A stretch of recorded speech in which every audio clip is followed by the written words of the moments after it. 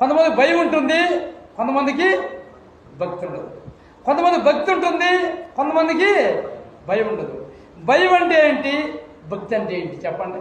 భయం ఉన్నాడు చర్చికి రాడు, అయితే అసలు భక్తి ఉంటుంది. భయపడిపోతుంటాడు, తను పొరపాటు చేస్తున్నాడు కాబట్టి భయం, అమ్మో దేవుని సన్నిధికి పోతే మళ్ళీ దేవుడు తిడతాడు, అది ఒక శాపం అనుకుని ఏం చేస్తున్నాడు, భయపడిపోతాడు. అయితే వాళ్ళ భక్తి ఉండదు, భయం మాత్రమే ఉంటుంది. భక్తి ఉంటే చర్చికి వస్తారనమాట. కొంతమందికి భక్తి ఉంటుంది, భయం ఉండదు. భక్తి ఉంది కాబట్టి చర్చికి వస్తారు భయం లేకుండా, అది భయం ఉండదు. అది తప్పే, ఇది తప్పే. అయితే ఏమన్నారంట, భయము భక్తి అని రెండు ఉండాలి.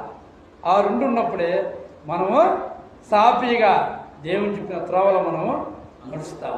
భయం భక్తి కలిగిన వాళ్ళు నడుస్తాం.